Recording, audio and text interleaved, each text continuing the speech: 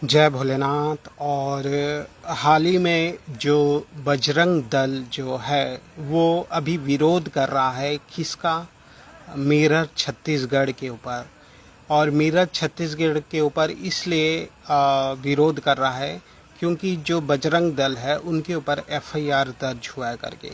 ठीक है, यहाँ तक ठीक है। लेकिन मैं ये बता रहा हूँ इनका जो पूरी तरह से जो पूरी तरह छत्तीसगढ़ में ड्रामेबाजी जो हो रहा है, बजरंग दल हो, राजनीति पार्टियां हो, एवं जो अनेक प्रकार के मीडिया रिपोर्टर हो। ऐसा क्यों कह रहा हूँ? क्योंकि छत्तीसगढ़ में ये सब बस ड्रामेबाजी है, क्योंकि भ्रष्टाचार और अपराध कम नहीं हो रहे हैं। और असल में ये भी देखा जाए तो जो छत्तीसगढ़ की पुलिस है मुझ पर सेक्स रैकेट लड़कियों से झूठा छेड़छाड़ आरोप लगाया था, तो मैं कई सारे मीडिया चैनलों को, मतलब छत्तीसगढ़ के जितने भी मीडिया चैनल हैं उनसे मैंने संपर्क किया, अपना मामला बताया, फिर भी कोई भी मुझे प्रतिक्रिया नहीं मिली, ना ही मुझे कोई भी सहायता किए। मतलब जो मीडिया है वो सरकार के खिलाफ नहीं जाती है। और एक बात ये भी है कि इस मामले को दबाने के लिए जो छत्तीसगढ़ की रेलवे डिपार्टमेंट है वो 40 लाख का घोटाला किया है, जो मेरे पिताजी का रिटायरमेंट का पैसा है। तो ये सभी मामले इसलिए किए गए थे क्योंकि आंध्र प्रदेश में जहाँ से मैं बात कर रहा हूँ अभी, वहाँ के जो भूमि हड़पने वाले आरोपी हैं वो हमारी ज़मीन को कब्जा किए हैं। और इसमें न्यायालय और पुलिस प्रशासन ने भी सहयोग दिया।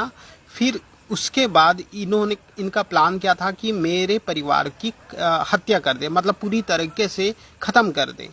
मेरे परिवार में 4 लोगों के नाम लिख दिए थे पहले से ही, मतलब पुलिस प्रशासन पहले से ही 4 नाम तय कर ली थी। और कभी भी कोई भी शिकायत करता है, जैसे कि मेरे माता पिता की शिकायत को झूठा ठहरा दे रहे हैं, तो मैं जब शिकायत करता हूं तो मेरा भी झूठा ठहरा दे रहे हैं।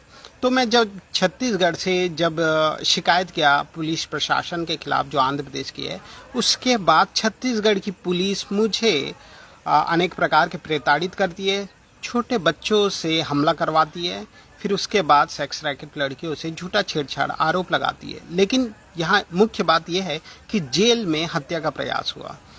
तो सबसे जो पहला मामला है 2020 में कि मंदिरों में अश्लील हरकतें करने से मैंने जब विरोध किया तो मुझे झूठा छेड़छाड़ आरोप लगा। फिर उसके बाद यही सेक्स रैकेट लड़कियां मेरे घर के पास रोड को घेर के रहते हैं, तो मैं जब उनसे पूछता हूं कि इतनी रात को क्या कर रहे हैं, तो जानबूझ के मुझे झूठे आरोप में फिर से फंसाते हैं सेक्स रैकेट लड़कियां। जो 2021 का सोचिए, 2020 से 2021 में ही 2 मामले जुड़ गए मेरे खिलाफ और मैं बहुत बड़ा अपराधी भी बन गया। तो सोचिए, जो धर्म और न्याय के पक्ष में रहते हुए संघर्ष कर रहा है, तो इतने सारे लोग प्रताड़ित करते हैं। जैसे कि सोचिए, डीआर आर्म और जीएम जो छत्तीसगढ़ के रेलवे विभाग हैं वो 40 लाख के घोटाले में भी शामिल होते हैं। क्यों हुए? मैं जब छत्तीसगढ़ के पुलिस के खिलाफ गया हूँ, रेलवे डिपार्टमेंट के खिलाफ गया हूँ, तो वो सब मामले को दबाने के लिए 40 लाख का घोटाला किया। तो अभी ये मैं जानना चाहता हूँ कि जो बजरंग दल के जो मुख्य हैं महिला और मेरठ छत्तीसगढ़ जो है, ये दोनों मेरे मामले में कोई भी सहायता नहीं किए। तो अभी एक मैं ये भी बोलना चाहता हूँ कि बजरंग दल सिर्फ क्या धर्मांतरण के लिए ही खड़े होते हैं? क्या सेक्स रैकेट लड़की झूठा छेड़छाड़ आरोप लगाती है तो बजरंग दल उस पर खड़े नहीं हो सकते? और बजरंग दल क्यों है? सिर्फ धर्मांतरण के लिए ही बजरंग दल है? क्या हिंदू धर्म का असली जो धर्म का पालन करना है वो किसको करना है? हिंदू को करना है। तो बजरंग दल जो है, क्या इस मामले में कोई प्रतिक्रिया देगा? क्योंकि इसमें राज्य के डीजीपी और एसपी और स्थानीय पुलिस शामिल है इस हनी ट्रैप में। तो राज्य का सबसे बड़ा मामला है और इसमें हम मेरे ही जो स्कूल के दोस्त हो गए, स्कूल के टीचर हो गए, ये सभी लोगों ने इस हनी ट्रैप में सहयोग दिए, तभी मैं जेल गया।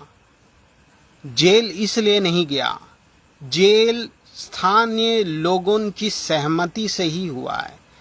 मतलब स्थानीय लोगों ने सेक्स रैकेट लड़कियों को बचाने के लिए, पुलिस प्रशासन के झूठे आरोप को बचाने के लिए मेरे खिलाफ षड्यंत्र रखे। और वो भी क्यों रखे? मेरी भूमि हड़प रहे हैं आंध्र प्रदेश में, उनको बचाने के लिए।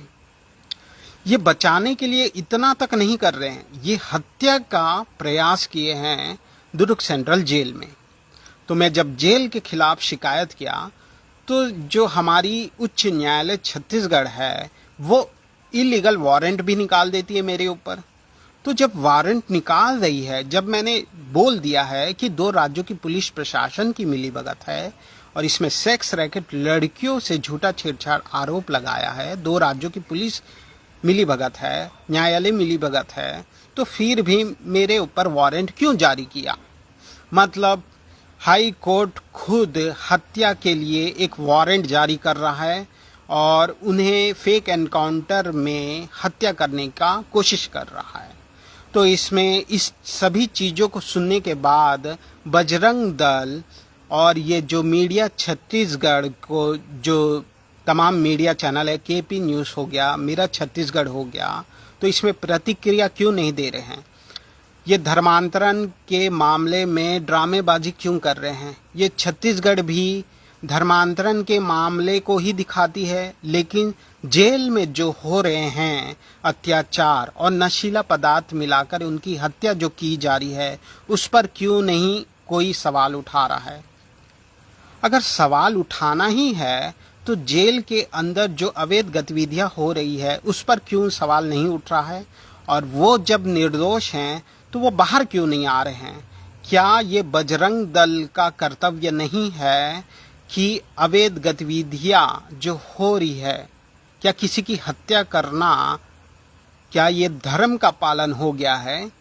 ये बजरंग दल से मुझे ये पूछना है और ये वीडियो बजरंग दल को दिखाए।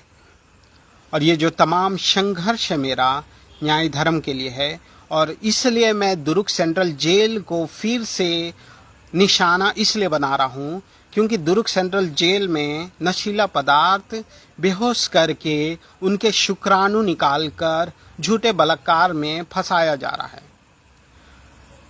तो स्पर्म निकालकर वो कर भी क्या सकते हैं? तो झूठा छेड़छाड़ आरोप में फंसाने के लिए ही यह षड्यंत्र छत्तीसगढ़ पुलिस की है। अवश्य ये सभी संघर्ष हमारे जो पूर्वजों के भगवान हैं वो अवश्य देखते हैं। और मैं फिर से बता दूं कि जो ज़मीन की लड़ाई जो मैं आंध्र प्रदेश में लड़ रहा हूं, इसलिए लड़ना पड़ रहा है क्योंकि जो गांव वाले, जब मेरे दादाजी की मृत्यु हो गई थी तो 3 दिन के बाद मुझे बताया गया, मतलब मुझे और मेरे परिवार को बताया गया, तब मैं छोटा था। तो मेरे परिवार को 3 दिन के बाद क्यों बताया गया? सबसे पहली बात, क्या गांव वाले ने खुद हत्या करके डॉक्यूमेंट सारे यही लोगों ने चोरी कर लिए? तो इसमें न्यायालय खुद अपराधी जो गांव वाले हैं उनको संरक्षण क्यों दे रहे हैं? क्या इसी तरह अगर चलते रहेगा, मतलब इसी तरह आपराधिक गतिविधियां चलते रहेगा, तो हमें क्यों चाहिए बजरंग दल जैसे तमाम पार्टियां? इसकी कोई ज़रूरत ही नहीं है। जय भोलेनाथ।